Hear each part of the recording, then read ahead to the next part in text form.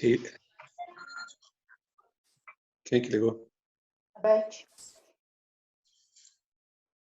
O fone ligado. Diz para a Beth entrar. Desliga o seu microfone e diz para a Beth entrar. Pode começar, pastor. Ok. Bom, hoje tem muitos nomes, datas, locais. Eu lembro de uma piada de ingleses no século XIX. Os brasileiros tiravam muito sarro. Lembra daquele decreto que diz que eles não seriam molestados e tal? Você sabe que um decreto desse não vale nada, né? E tem um ditado aqui no Brasil que é coisa para inglês ver. Já ouviram isso, né? Já. Então, essa coisa para inglês ver era a forma de brasileiros enrolarem o inglês. Então, uma vez o inglês ficou encantado com o papagaio, que é a ave que falava, e um brasileiro vendeu para ele uma coruja, dizendo que era papagaio. E no outro fim de semana ele encontrou com o brasileiro na feira e disse assim: e aquele papagaio, já está falando? Ele disse assim: falando não, mas presta uma atenção. Vocês estão igual o papagaio do inglês hoje, estão só prestando atenção. Tem alguma pergunta aí, minha gente? Ou é só coisa para inglês ver mesmo?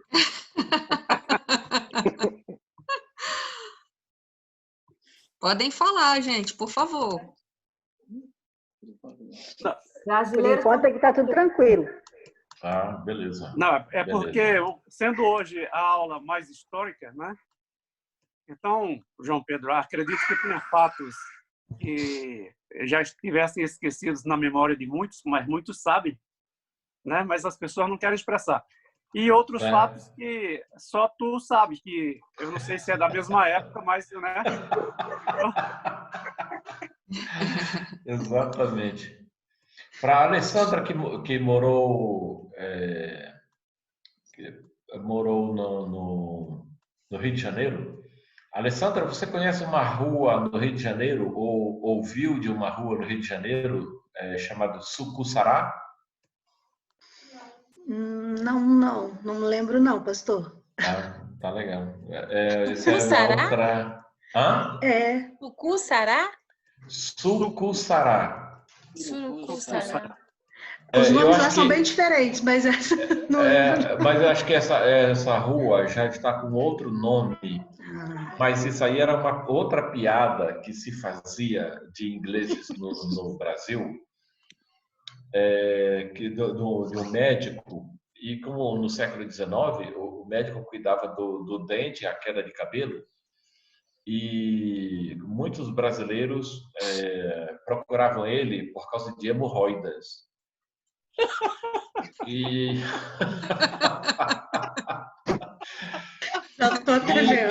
ele passava qualquer elixir, é uma classe de adulto, né? Aí ele passava o elixir e dizia: fica tranquilo, Sucussará. Na verdade, ele queria dizer outra coisa, que era mais ou menos seu sarará, não é? Bom, como o Edson falou, a gente diz muitas coisas hoje que só fazem sentido quando a gente conhece um pouco o contexto de como a gente enchia o saco do inglês e do alemão e suíço no século XIX, né? Tanto que aquele decreto dizia que a gente não ia fazer isso, a gente continuou fazendo isso. Bom, o início das missões. Cadê o pastor Cleiton, minha gente? Queria fazer uma pergunta. Cleiton? Fran? Eu só vejo o Fran olhando para o pastor Cleiton como se dissesse assim: olha, aquele negócio que você falou, não era aquilo não, o pastor está falando outro negócio. Ou então falando assim: presta mais atenção nas coisas daí. Tipo isso, pastor. Tá legal. Voltando aqui. As missões modernas, então, não era no tempo do Edson. As missões modernas começaram... Então, Era mais novo? Ele nasceu depois. As missões modernas nasceram em 1792, com William Carey Taylor, na Inglaterra. Mas logo isso passou para os Estados Unidos, e os Estados Unidos passaram a ser, então, os campeões em mandar missionários para o mundo todo. E ali as principais agências missionárias estão nos Estados Unidos até hoje. E ali houve, então, uma grande formação de missionários. Mas os missionários, a Inglaterra passou a ter interesse no Brasil, interesses missionários. Por exemplo, em 1803, fundou-se a Sociedade Bíblica Britânica e Estrangeira, 1803, na Inglaterra. E eles publicavam uma Bíblia em português do Antônio Pereira de Figueiredo, que no Brasil passou a ser chamado de Bíblia dos Protestantes. E eles mandavam, como o comércio com a Inglaterra era muito grande, como vocês sabem, eles mandavam essa Bíblia para o Brasil dentro de caixotes, mas não tinha ninguém que recebesse essas Bíblias. Mas é interessante que alguns brasileiros pegavam aquela Bíblia por causa do fato de terem ido estudar na Europa, pegavam aquela Bíblia e espontaneamente começavam grupos caseiros de estudo bíblico nas casas. Então, por incrível que pareça, a Bíblia chegou no Brasil antes dos missionários. E as pessoas começaram a ler Bíblia, eles se juntavam no domingo de manhã, como nós estamos hoje aqui, eles se juntavam no domingo de manhã só para ler Bíblia, porque eles não sabiam explicar, mas eles liam a Bíblia. Quando chegaram os missionários, eles encontraram já muitos grupos que eles chamavam de Comunidade da Bíblia, que era um grupo de pessoas que se reuniam semanalmente para ler a Bíblia dos protestantes. Em São Paulo, as Bíblias foram usadas nas escolas como livro didático, porque era o único livro que tinha. Eles ensinavam a ler, a contar, ensinavam gramática, usando a Bíblia como livro-texto. Porque quem trouxe essa ideia do livro didático foram as escolas protestantes, que trouxeram quadros, que trouxeram mapas, que trouxeram livro, caderno. Tem uma novela repassando agora na Globo. Ô, Edson, essa novela que você está assistindo, das 6 horas, como é que é o nome? Novo Tempo? Tempo Livre? Como é que é, Edson? Na realidade, eu não estou assistindo a das 6 horas, mas vou já te dizer o nome. Tá legal. Beleza.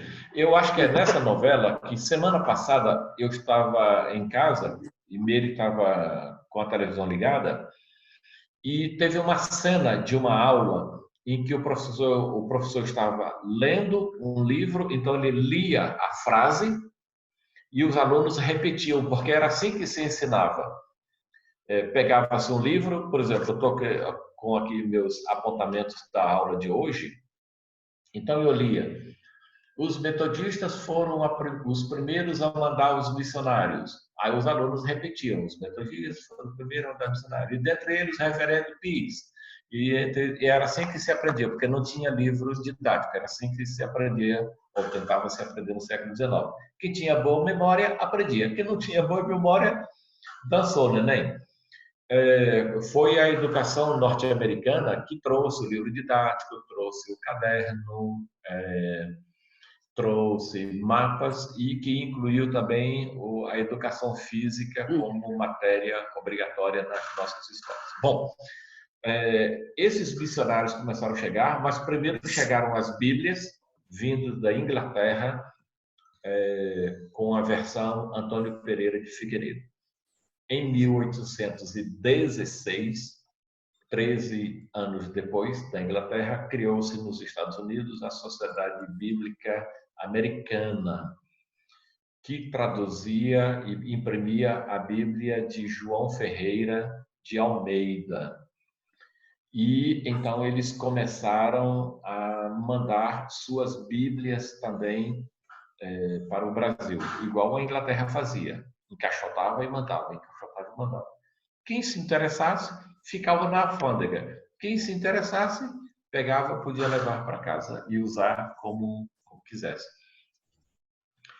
Bom, com a predominância do mercado norte-americano no Brasil, logo os brasileiros esqueceram a Bíblia de Antônio Pereira de Figueiredo e começou a usar a Bíblia de João Ferreira de Almeida. Se você reparar, na sua Bíblia, está lá escrito João Ferreira de Almeida, que é uma influência do protestantismo norte-americano. Porque se a gente fosse, digamos assim, descendentes do protestantismo inglês ou europeu, a gente estaria usando a Bíblia de Antônio Pereira de Figueiredo. Bom, eu estou falando isso só para mostrar como é que nós fomos influenciados pelo protestantismo missionário norte-americano. O que está acontecendo? A novela é Eita Mundo Bom. Exatamente. Obrigado. Eita Mundo Bom. Se vocês não tiverem lives e reuniões ou revendo esta lição da Escola Dominical hoje, então fica aí o convite para dar uma olhada no Eita Mundo Bom. E eu acho que deve passar de novo algumas cenas da escola, só para você ver como é que era. Aquilo reproduz exatamente a cena da sala de aula. Bom, o que está acontecendo nos Estados Unidos? Está acontecendo, Gisela. Callen é o missionário. Agora eu não sei onde é que está aí sobre o denominacionalismo norte-americano. Sim. Tá aí depois do protestantismo de invasão, de imigração. Eu sei onde está. Algumas chaves para entender a vinda dos missionários norte-americanos.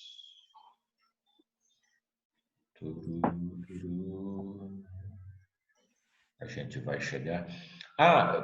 Gisela, você pode dizer... Não, eu subi demais. Você pode dizer para a nossa turma que se alguém se interessar ou quiser massagear meu ego, mostrando algum interesse por esse texto que não vale nada, pode pedir para você, viu? Pastor, eu já me adiantei e já divulguei, viu? Já está no grupo. É? Já. Já está aqui, ó. Eu estou acompanhando pelo meu telefone. É? Qual grupo? No grupo Introdução à Família BLS. Exatamente. Não, o Wagner está lá. O Wagner está lá, viu? Introdução à Família BLS. O Wagner tem? Tem. Não, mas o texto que eu mandei ontem... Sim, senhor. Já compartilhei, tá tudo certo. Tá, ferro. Eu tenho sim, o meu tá aqui. É? Uhum. Pastor, me ajuda a localizar essa parte que o senhor sabe a página? Eu acho que é a... Eita. Quinta página, talvez. Página 5. Eu estou na terceira ainda. Deixa eu descer um pouco mais. A Era das Missões. Então, tá perto. E, pastor? Algumas chaves, isso. Algumas chaves. Então, o que está acontecendo nos Estados Unidos para que a gente tivesse essa profusão de missionários ao redor do mundo? Basicamente, 3 coisas aqui. Uma característica do denominacionalismo norte-americano, porque, como eu falei domingo passado, cada nação europeia tem um jeito de ser protestante. Na Alemanha, você tem basicamente o quietismo, o pietismo. Os batistas tiveram um pouco disso. Eles iam para a igreja, ninguém cantava, ninguém falava, ficava todo mundo ali em silêncio, orando. E, de repente, o Espírito Santo tocava em uma pessoa e essa pessoa era quem falava ali. Se não falasse, eles iam embora para casa e estariam conformados do mesmo jeito. Na Suíça, eles tinham o presbiterianismo. Presbiterianismo vem da palavra grega presbis, que quer dizer velho ou mais velho. Eu estou vendo aqui alguns com óculos hoje.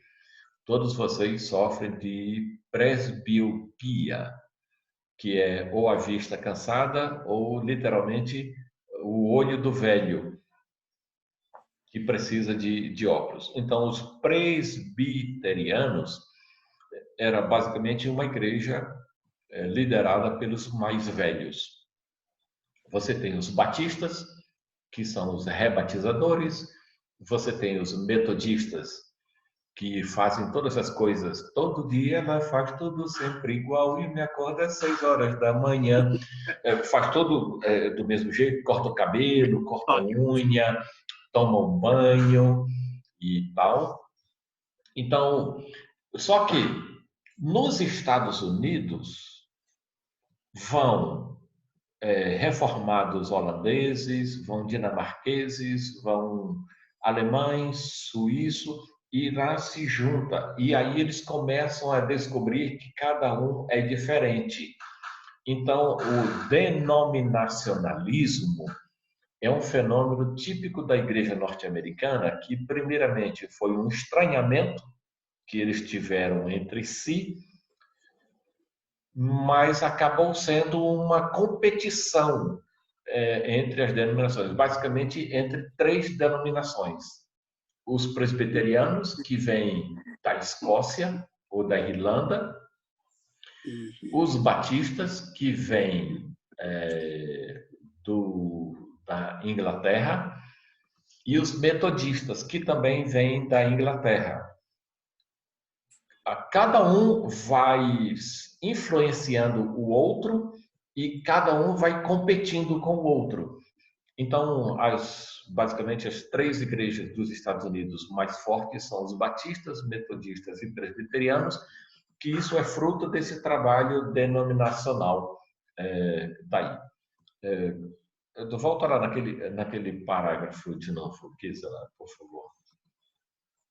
Então, uma outra característica do protestantismo norte-americano é o nacionalismo, com aquela ideia de que o que é bom para nós é bom para o mundo, não é? Então, o que acontece nos Estados Unidos tem que acontecer no mundo todo também, não é? Então, essa expansão dos Estados Unidos para o mundo todo acabou influenciando as igrejas metodistas, presbiterianas e batistas, no sentido de eles também exportarem suas igrejas e seus missionários. E o terceiro elemento do protestantismo norte-americano é o chamado avivalismo. Avivalismo, nós somos bem frutos disso e daqui a pouco vocês vão entender. Há basicamente 2 movimentos de avivamento nos Estados Unidos, ou de renovação. Um em 1740, que vai influenciar o fim a separação da igreja, a separação dos Estados Unidos da Inglaterra, com a libertação de 1776, a independência de 1776, a responsabilidade humana diante de Deus e já algumas ideias humanitárias. Então, basicamente, 1740. O novo avivamento de 100 anos depois, de 1840 até 1868, já incluía algumas ações mais humanitárias. Então, o fim do duelo armado, o fim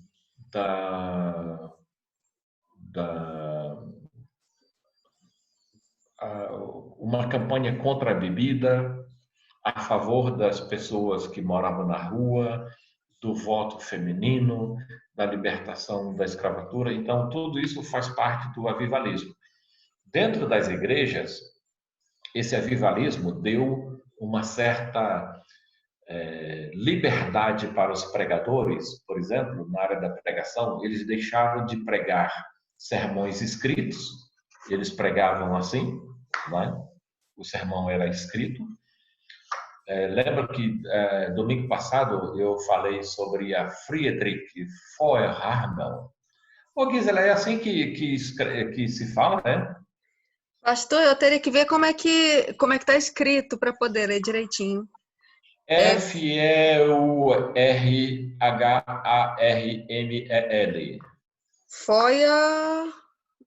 Feuerhamel. Feuer de fogo, né? Eu acho que sim. E eles eram bem avivados. Sapatinho.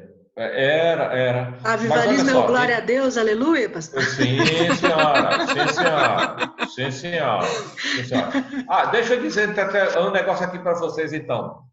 Essa aula não vai terminar hoje. Deixa eu dizer um negócio aqui para vocês. Depois a gente pede perdão para a Marilda. A Marilda está presente, viu, pastor? Pastor, a Marilda está presente, ela está conosco. Ih, caramba. Sujou. Quem convidou a Marilda? Quem foi que convidou? Quem foi que convidou? Bom, a Marilda não precisa ser convidada, né, pastor? A corregedoria, pastor, a corregedoria. Pior que é. Então, vamos lá. Né, pelo menos. Então, vamos lá. Na Inglaterra, o batista inglês era contra o estudo da teologia. Eles acreditavam tanto na presença do Espírito na vida da pessoa que o pastor não deveria estudar teologia. Se estudasse teologia, não servia. Como vai ver como as coisas mudam, né? E tinha uns grupos batistas mais radicais ainda, que diziam que você nem devia preparar o sermão.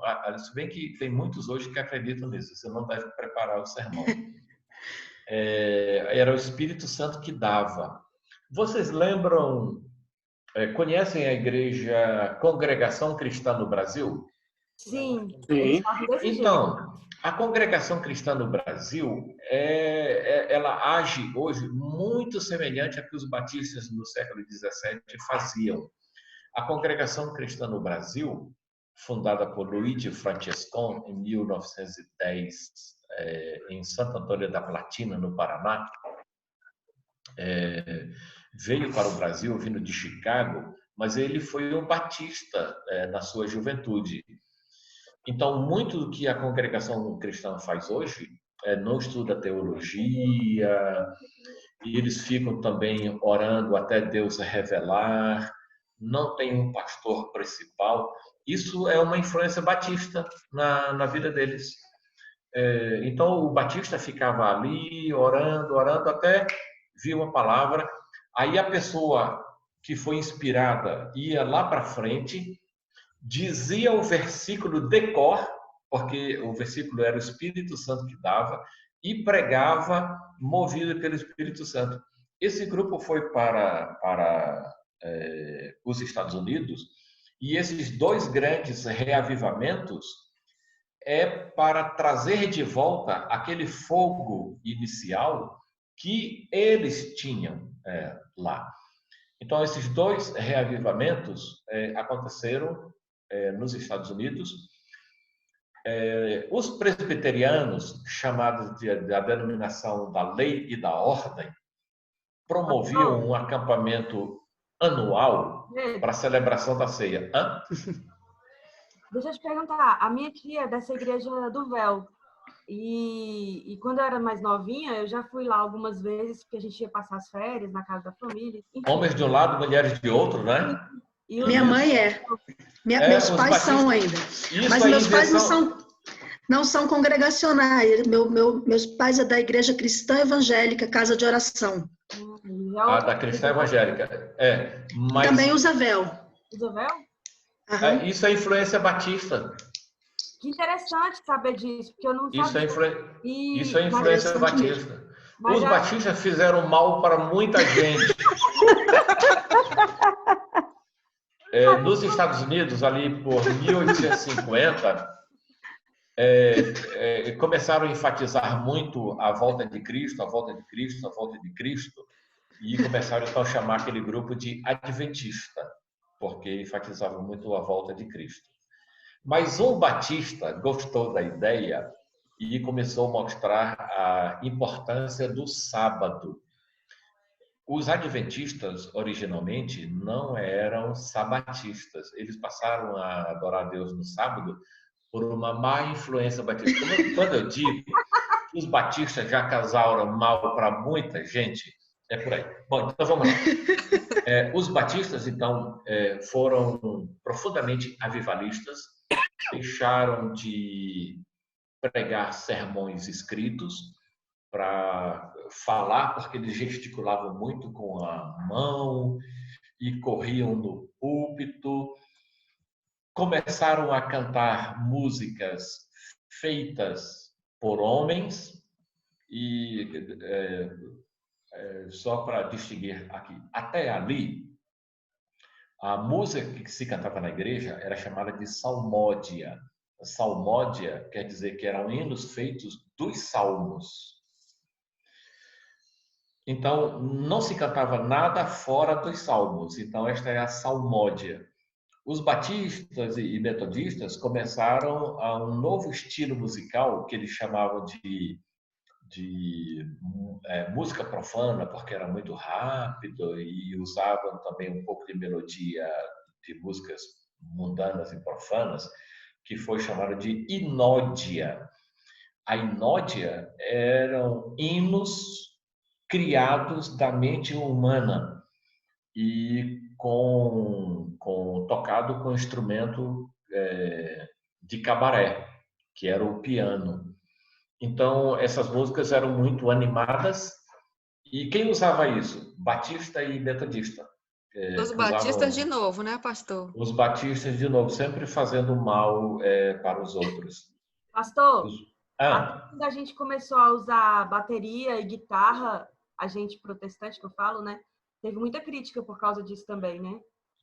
A Igreja do Rio de Janeiro, fundada em 1884, se dividiu.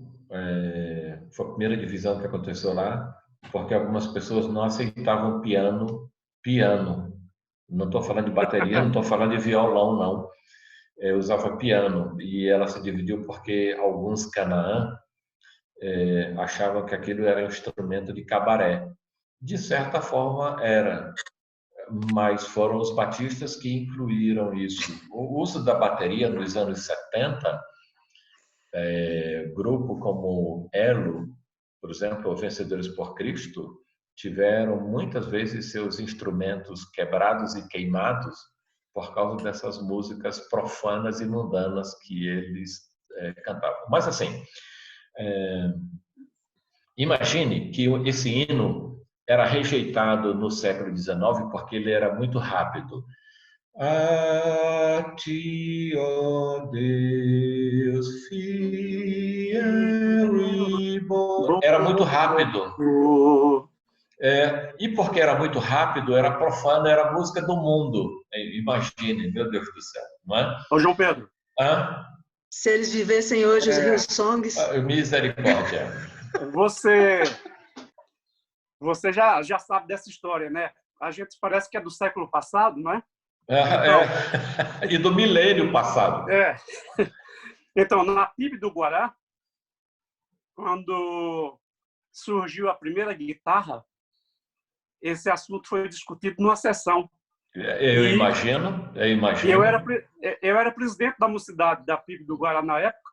E tive de convocar 30 jovens para ir para a sessão, para poder a gente aprovar a compra da primeira guitarra. Tá certo?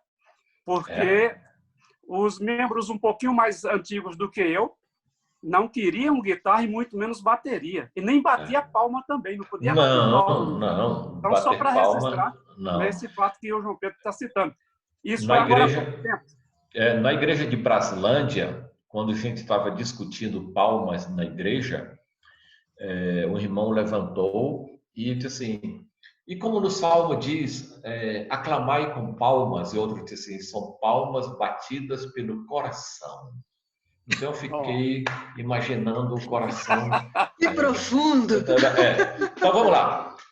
O terceiro elemento do protestantismo norte-americano é o avivalismo, que tem consequências tanto em obras sociais como dentro da própria igreja. O tempo está terminando? Tá, pastor, 5 minutos e 50. Tá, beleza. Então, é esse protestantismo que chega para o Brasil.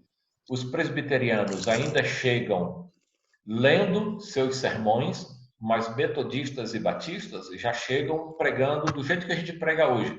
No máximo com uma anotação, uma coisa ou outra, porque eles se movimentam muito, eles interagem com as pessoas, eles gritam, eles param, aceleram, diminuem a velocidade daquilo que estão falando, e os presbiterianos, então, com aquela religiosidade da lei e da ordem, sempre assim.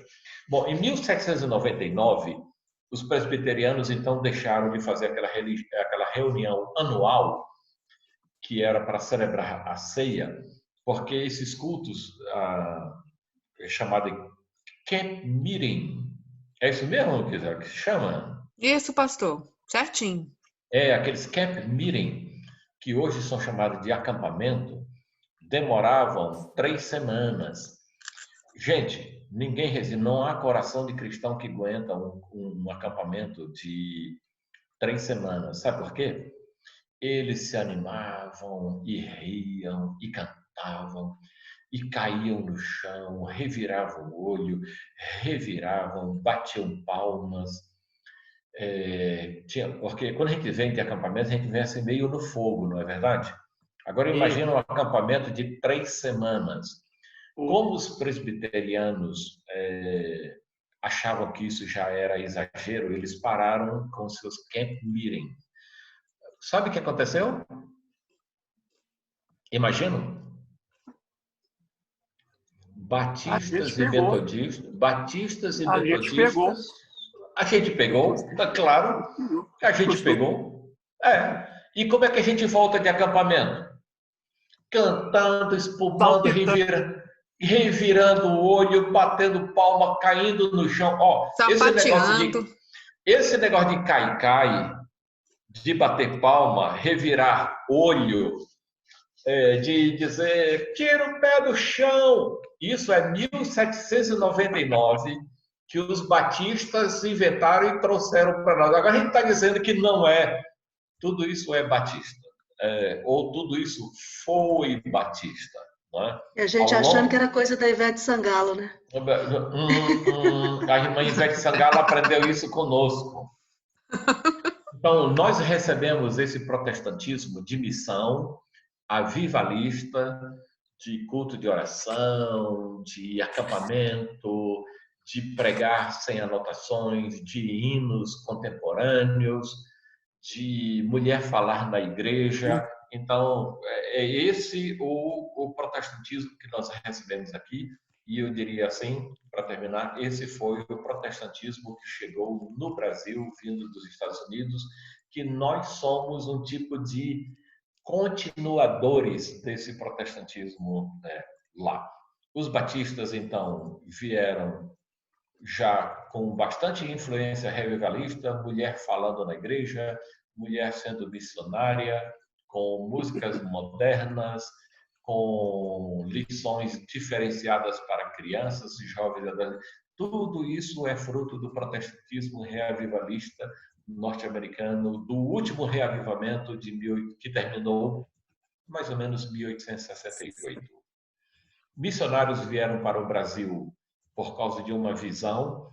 Os alemães iletos, o pastor Alfons Kruklis, conhecido de alguns aqui, está escrevendo uma história dos protestantes iletos, e eles chegaram no Brasil por causa de uma visão que o país deles ia fechar para o evangelho, que os crentes seriam perseguidos, e aconteceu mesmo, e eles vieram mandados por Deus para o Brasil por causa dessa visão que eles tiveram lá, um anúncio de Deus. Então veja que os batistas da Europa e os batistas dos Estados Unidos eram sim reavivalistas, o que nós chamaríamos hoje de pentecostais, mas como não há pentecostalismo até 1910, com Seymour na Rua Azusa, em Los Angeles, os batistas então são pentecostais antes do pentecostalismo. E não é à toa que o pentecostalismo começou no Brasil em 1911, dentro de uma igreja batista, porque os dois suecos, Bergen e Wingren, se associaram com Eurico Nelson, que era um batista sueco, pastor da igreja em Belém, da primeira igreja batista do Brasil, que veio para o Brasil a partir do Texas e veio por causa de uma visão. Ele teve um sonho à noite, Deus falando com ele, dizendo: sai da tua terra e vai para uma terra que eu te mostrarei. De manhã, no culto doméstico, o seu pai, sem saber qual era o sonho, abriu a Bíblia em Gênesis 12 e leu: sai da tua terra, da tua parentela e vai para uma terra que eu te mostrarei. Ele viu que aquilo era uma confirmação de Deus na vida dele. Mas veja, esses homens estão vivendo um contexto de reavivamento com muita presença do Espírito, com orientação do Espírito, com música alegre, para nós